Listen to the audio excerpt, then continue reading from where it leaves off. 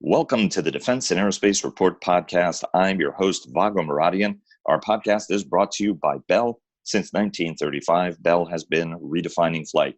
Learn more about its pioneering spirit at bellflight.com. And couldn't think of a more fitting guest to join us than one of the nation's leading living strategists, Bob Work, former Deputy Defense Secretary, father of the Third Offset Strategy, and Vice Chairman of the National Security Commission on Artificial Intelligence, a board member of such great companies as Raytheon, and a distinguished fellow at the think tank he once led, the Center for a New American Security. He's joining us for a two-part conversation. First, for today's podcast, focused on the COVID-19 pandemic, the national security implications of the crisis, its impact on our allies, as well as our adversaries. Part two of the conversation will focus on strategy and game-changing technologies and how the United States should respond, which will run on Friday.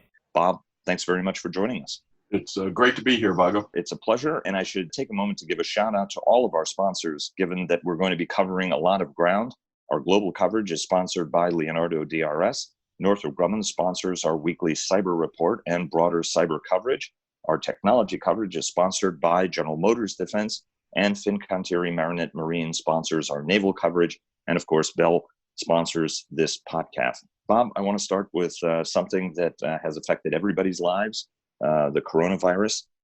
What are some of the coronavirus lessons that we should be absorbing to better prepare for the next national emergency, particularly if it's a great power confrontation? Well, I believe that the coronavirus is what Don Rumsfeld would have called a known unknown. There was widespread appreciation that the possibility of a global pandemic was real and that we should be planning for it. And one of the key things that all of the planning efforts showed is that once it starts, you need to act fast. What you do may be halting. You may make mistakes up front because you're not completely clear on how the pandemic is spreading or what it is doing. But the first thing is you have to have a bias towards action. So the first thing that I would take away is this is not going to be the last pandemic we face. It's something we need to address as a nation, as a global community, and as a Department of Defense. And we have to be better prepared, I think, for the next time than we were for this time. Do you think that we've been responding fast enough to this at the end of the day? No, not at all. I mean, I did not see the intelligence summaries, but at least what I can gather from the open press is that the intelligence community was well aware of what was happening in China and was sounding the alarm quite early. It's hard for me to see exactly what actions those intelligence summaries prompted, but it seems clear that we were slow off the mark, and we seem to be gathering momentum now. But in my view, any objective view of this would say we went too slow up front. Should mobilization decisions been made sooner, for example, whether it was the production of ventilators or anything else, in your mind? In my opinion, yes. The key thing that I think we've learned here is testing is absolutely critical. You can see what happened in South Korea and Japan, for example, which relied upon a very, very, very robust testing regime. And they were able to kind of say, okay, where are the hot spots? How do we handle it? So testing is really, really important. So getting test kits is the number one, in my view. And I don't consider myself an expert in this, but getting test kits seems to me to be number one.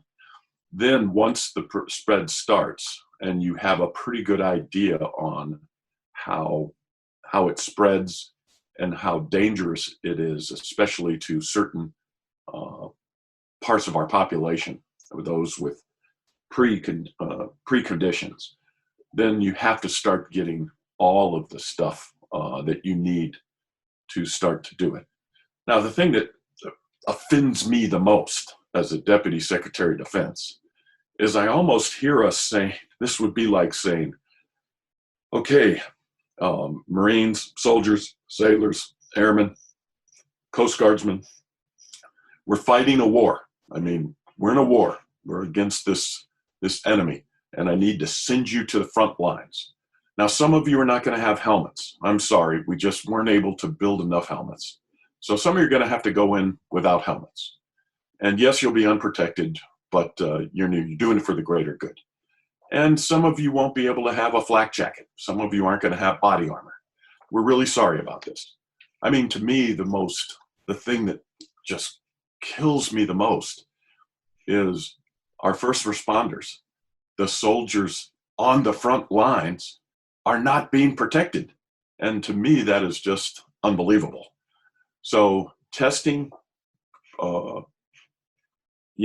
kits for our first responders, those on the front line, fighting the enemy, literally tooth and nail, putting their own lives at risk, and then all of the other clinical support that they would need, like ventilators, etc. So yeah, I would say there's going to be a lot written about this.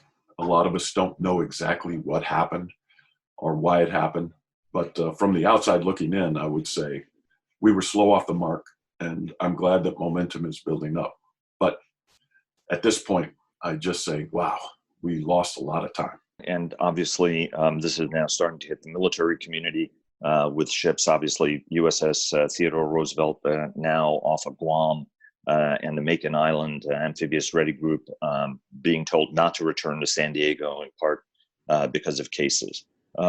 Some see this crisis hitting hard and fast, and then lifting hard. But in every one of these crises, nations make decisions that have lasting implications, even within alliances. So on the 25th anniversary of the Schengen zone, nations shut their borders rather than keep them open. When Italy was the hardest hit nation in Europe, its friends did not make ventilators available, but China and Russia did with great fanfare and great show. At the end of the day, what are lasting implications of this crisis as you see it? Where do you see new perils? Where do you see new opportunities potentially?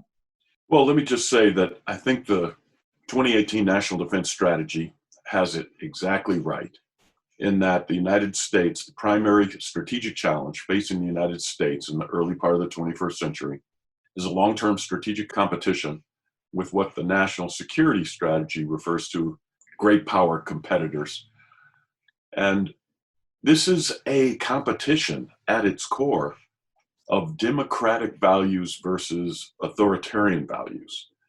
If the United States fought the Cold War to make the world safe for democracy, China and Russia right now are taking as many actions as they can to make the world safe for authoritarianism. From a strategic point of view, what is going to be the most consequential over time is how the globe views the three major strategic competitors after this pandemic. Are they going to have a more favorable view of the United States or China or Russia? And in my view, Russia and China are doing everything they can to try to shape that, the outcome of that decision. Now, they're using a lot of misinformation. They're blaming the United States for things that, we have absolutely no control over, but they're doing it consistently, and they're doing it across the globe. But more importantly, they're doing a lot of different things that it doesn't appear that we're doing. They're delivering medical aid, they're offering loans, they're offering grants to countries that are hit hard. China looks particularly strong in its actions in Africa. So I was just reading this morning in the Washington Post that a high-ranking official in the Italian government said, hey, look, after this is all over, people are going to say, who is the true leader of the globe? Who do we look to in time of crisis? And it's not going to be the United States. Now, when a NATO ally says something about us, something like that, as a strategist, there are alarm bells going off all over the place. And so as a strategist, if you're in a long-term competition, the way the globe, kind of some of the countries are going to be fence sitters and they're going to wait and see, and then they might say, okay, I'm going to throw my lot behind this competitor. So the United States has always relied upon strong alliances, has always relied upon the goodwill of the global community. And if we come out of this crisis, I'm not saying we will, I'm just saying that Russia and China are doing everything they can to make sure that they come out of it better than the United States. If they are successful, then that doesn't bode well for us over the long term in a long-term strategic competition. So what is it that the United States should be doing now in order to be able to, now being behind where Russia and China is in their messaging, right? And China had a lot of reasons to do this, in part because the crisis did originate in China. It did get worse, was underreported. China tried to cover it up. And actually the death rate and infection rates were much, much higher than have been publicly disclosed. So it's a two-part question. What should the United States be doing? And then how do you hold China to account, which is what some of the president's base has been talking about, right? That there has to be some accountability for this, given that China does legitimately seek to get into international organizations and then not actually abide by any of those rules. So sort of a two-part question. Well, yes. I mean, the United States should be fighting back against the disinformation that both Russia and China are spreading throughout the world. They should do it aggressively, and they should do it unapologetically. And, to me, this is less about blame of where the virus originated and more about how we reacted. So I believe the United States has ample reason and evidence to say that the Chinese government did not act responsibly once the epidemic started in China. But the broader point is, I'm kind of surprised that the United States has not, for example, called together the G7 or the G20 and said, look, this is a global problem. We have to work together. The United States has always been a great convener in these type of crises. And it may be happening behind the scenes, Vago. Maybe you and I just don't see it. But normally something like that would be widely publicized and the US would be out in front saying, okay, we're going to put together a global fund to help the nations that are hit most hardest by this. We're going to have a giant surge in ventilators and protective equipment and masks and testing kits, and we're going to provide this to countries for free. We're going to get on top of this crisis, and we're going to get on top of it now. And the other part of this is there are a lot of things that you have to do in the crisis that really go against, there is some loss of human privacy, which of course is very, very important to democratic nations. So one of the things we should be saying is, look, we're not doing this because we believe the authoritarian values of Russia and China, who are unafraid, to trample on human rights, to take care of these problems. We're doing it for the greater good because we think it will help stop the spread of the pandemic.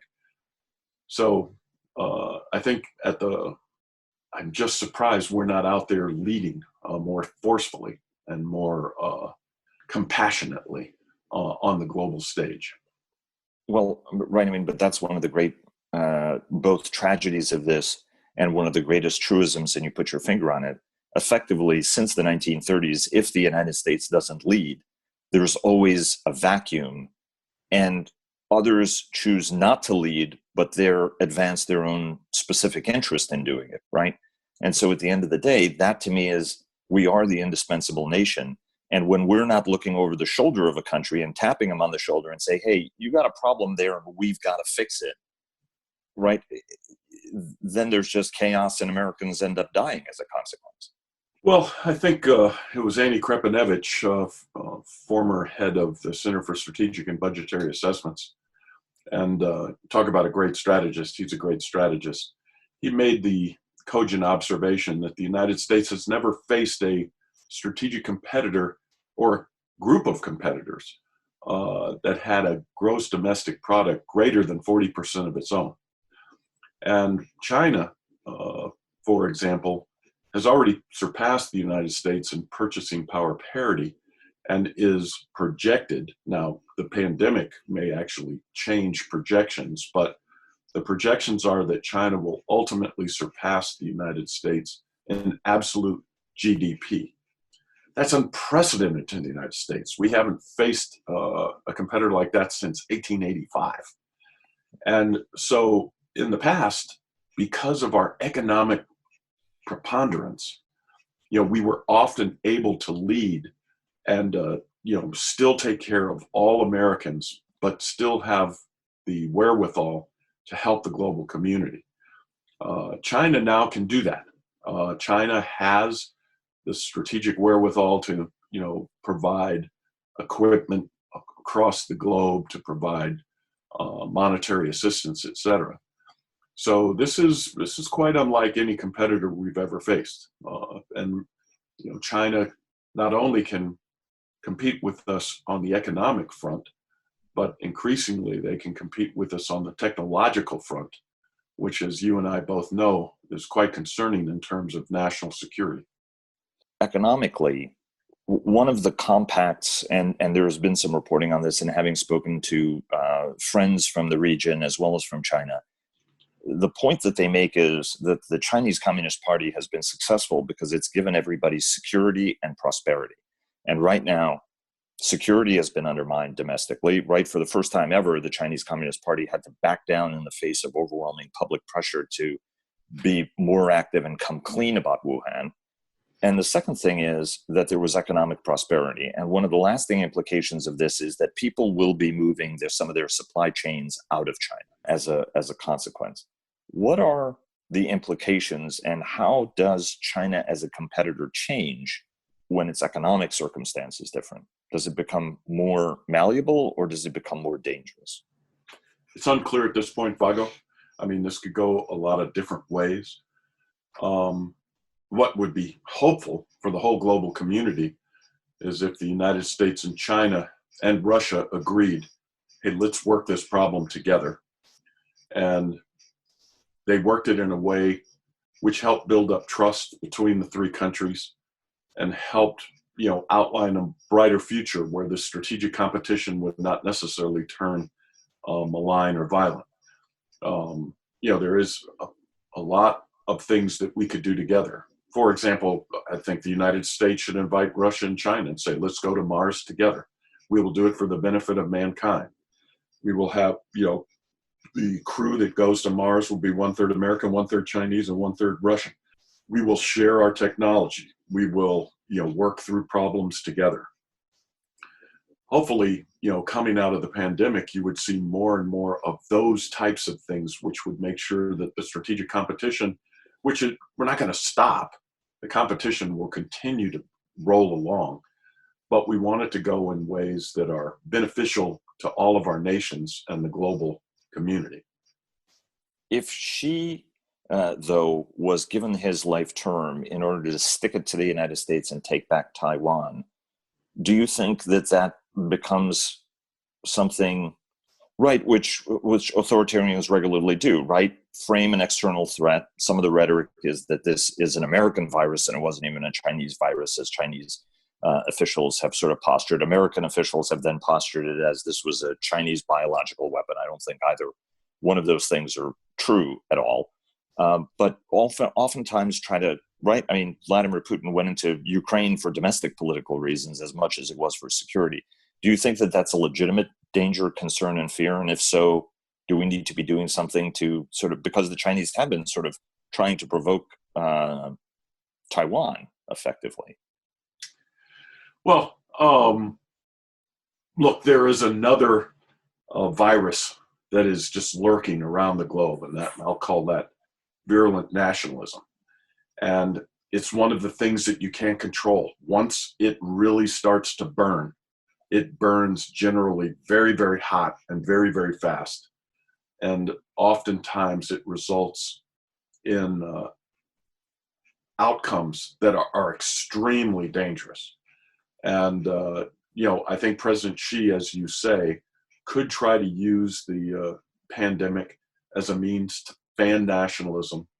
And he's made very clear that he wants to redress all of the territorial claims that China still has, Taiwan being chief among them. So you can envision a future in which Xi fans the flames of nationalism and tries to become more aggressive, especially if he senses that the United States has been weakened economically and politically around the globe.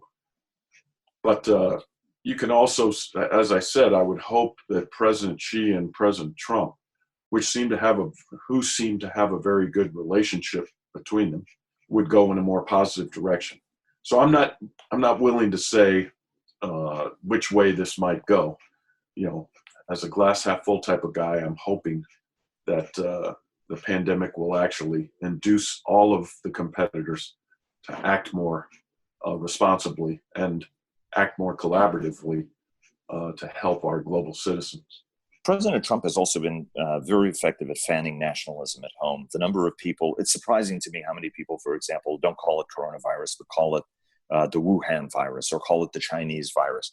And there are Chinese Americans who've felt the sting of racism, frankly, in the wake of this crisis that goes beyond sort of not eating at Chinese or Italian restaurants. How do you fight disinformation and how do you counter nationalism when effectively the leader in the world is actually employing disinformation techniques at home, which is what led to slowness and confusion, right? I mean, this was a hoax originally and something not to have been taken seriously or just, a way to try to undermine the president, as opposed to being a major legitimate strategic challenge for the United States.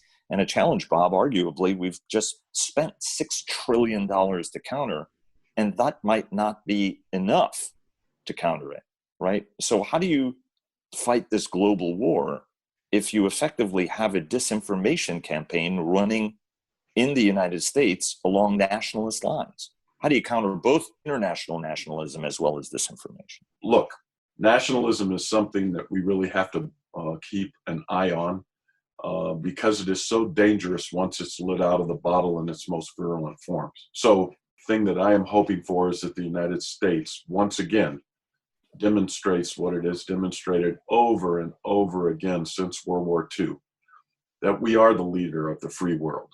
And we are the nation that most countries around the world look to in a crisis like this.